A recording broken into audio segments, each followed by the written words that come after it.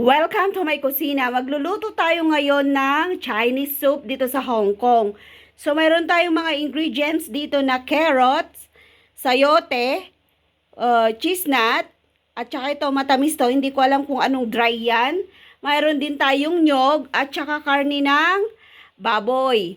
So, ito yung almond na sinasabi nila. So, ito po yung mga ingredients natin. So, eto po yung mga kailangan natin. Ito yung pagpapakuluan natin ng karne ng baboy. Kasi kailangan nating i-blanch yung ating karne ng baboy. So, i-on na natin to. At magpapakulo tayo ng tubig. Kasi kailangan nating i-blanch yung karne ng baboy bago natin ilagay doon sa soup natin. So, eto namang malaki, dito natin pakukuluin yung ating ilulutong soup. Bago po natin i-blanch yung karne ng baboy, hugasan muna natin. Tapos, hiwain natin ng maliliit. Siguro eto, hiwain ko siya ng 3 para lumiit siya. Mas madali siyang maluto. Lahat po ng mga ingredients kailangan natin hugasan. Tulad nitong nyog. Yan, huhugasan po natin to. Tapos hugasan din natin to. Matamis to eh. Hahatiin ko to mamaya. Tapos yung almond, hugasan din natin. Ito, hugasan natin to. Kailangan natin ng strainer kasi maliliit. Hiwain natin to ng 3. Lagay natin yung karne ng baboy. Yan. Ba-blanch lang natin to kasi ito po yung gagamitin natin sa soup natin. Wag po nating itatapon yung tubig kasi yun po yung gagamitin natin pang pakulo sa cheese nut natin. So, tatanggalin natin yung balat. So, hindi po natin siya itatapon.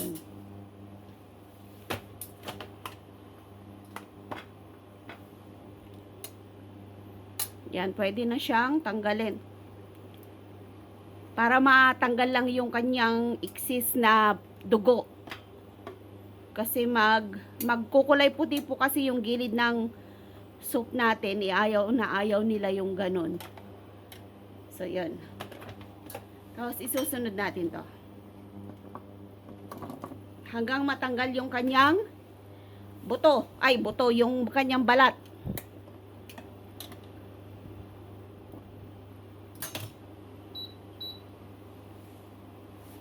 So, matrabaho po yung paggawa ng Chinese soup dito sa Hong Kong. Kailangan talaga maaga kang mag-prepare at magluto kasi 2 oras po yan na iluluto mo. So, dapat alas 3, alas 2, alas 3, ayun, nakapag-prepare ka na at magluluto ka na. Sakto, alas 5, luto na yung soup mo. Pag dumating na yung mga estudyante o kaya sila amo, pwede na silang uminom ng isang bowl.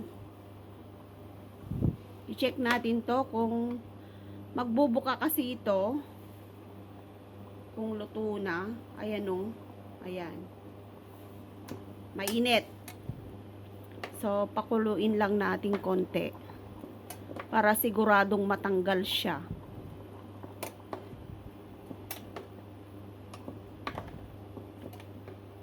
So, after po nating magpakulo dito at matanggal yung balat, isasalang na natin yung malaking kaldero.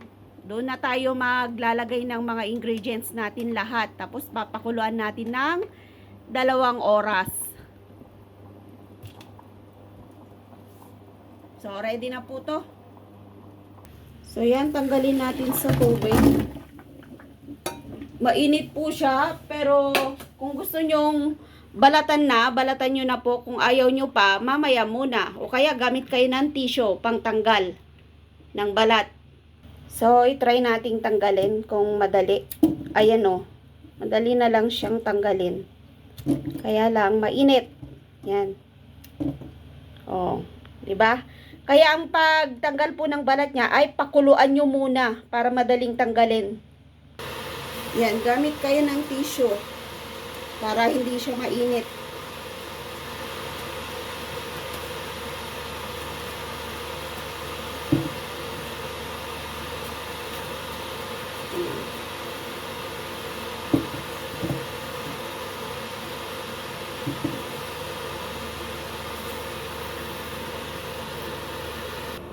Yan, natanggalan na po natin lahat ng balat. Ready na yung ating cheese nut. So, ang isusunod natin gagawin ay magpapakulo na po tayo ng tubig. Yan, oh. Dito po tayo maglalagay ng tubig. Nagpakulo na po ako sa takuri namin para madaling kumulo yung iboboil nating tubig. Lalagyan ko po siya ng 2 ganito. So, ganito po karami yung tubig natin. More than half. Yan, papakulo natin. At, eto na po yung mga ready nating ingredients. Yung cheese nut, yung nyog, almond, at saka tumatamis. Di ko alam kung ano to. At ready na rin yung karni ng baboy natin. So, ang gagawin po natin ngayon ay magbalat tayo ng carrot at saka yung sayote. So, balatan natin yung ating carrots at saka yung sayote. Yan, 2, 3. Tanggalin natin yung kanyang balat.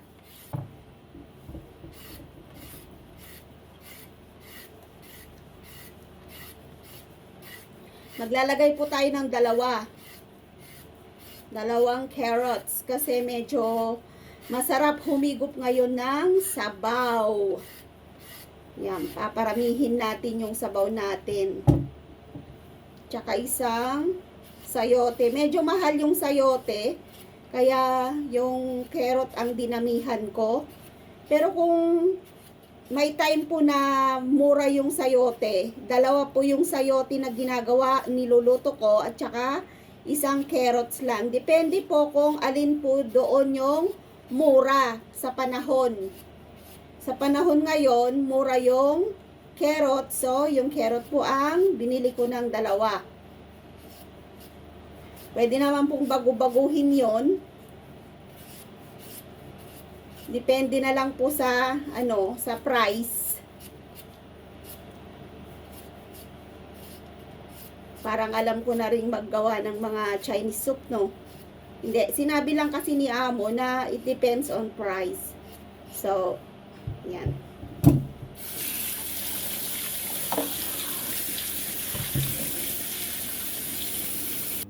So, hiwain po natin ito ng, yan, 3 lang. Siyempre, tinanggal ko na yung kanyang buto.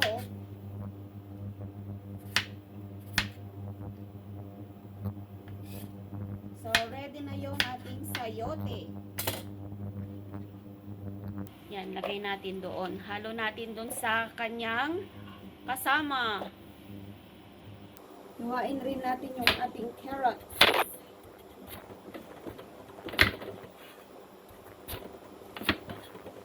Ito, hatiin natin to.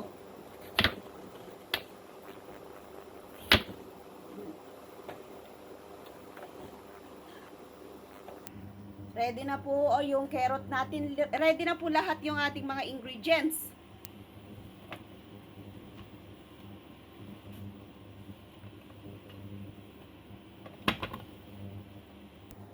So yan, kumukulo na po yung tubig natin. Doon natin i-open kasi may singaw.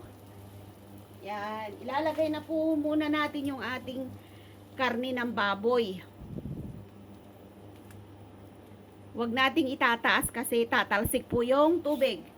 Tapos, isunod natin yung ating carrots. Yan, dami nating carrots. Medyo maanghang po yung ano natin ngayon. Sabaw. Pero mabango po yung sabaw natin ngayon kasi meron tayong nyog. Ito, meron tayong nyog. Oh, masarap yan. Grabe. Yan. At saka lagay natin yung ating cheese nut. At saka eto, hinati ko siya oh. Ayan, kailangan nyo siyang hatiin.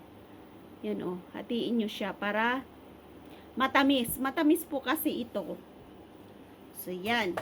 And the last one is yung sweet, yung almond. Yan. So, ready na po yung soup natin. Itatimer na natin ito ng kalahating oras. 2 oras. Our soup is ready. Oh, papakuluan na natin to ng 2 hours. So, babalikan natin mamaya ang ating soup na ginawa. Oh, sana po ay nasundan nyo yung pagluluto natin ng Chinese soup dito sa Hong Kong. So, thank you po sa support at manood lang kayo sa marami ko pang in-upload kasi marami na po akong in-upload at maraming recipe na po ang naluto ko dito sa Hong Kong. Maraming salamat po. Balik tayo mamaya.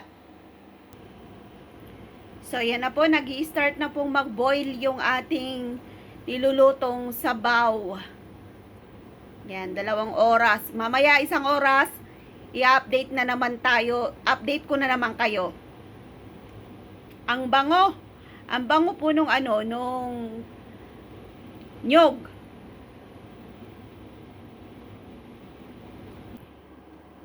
So, yan, check na natin. Oh, you see? Konti na lang yung kanyang sabaw. At saka, nakalipas na rin ng 1 oras. 2 oras kanina yan. So, ngayon, 51 na lang siya. Yan, malapit nang maluto. So, titikman na natin mamaya. So, ayan, 1 minute na lang. 2 minute na lang. So, tikman na natin. Ayan na. Masarap na masarap na masarap. So, yan, tikman na natin yung ating sabaw. So, yan. Lagyan natin ng carrots. Ng patatas. Ay, ng sayote. So, eto na po yung ating sabaw. O, diba? So, yummy. So, eto na po yung ginawa nating sabaw at niluto natin. So, ang sarap. O, diba? Sabaw na sabaw talaga. Kung nagustuhan nyo po yung sabaw na niluto natin dito sa Hong Kong, please like, share, and subscribe. Thank you for watching. Bye-bye!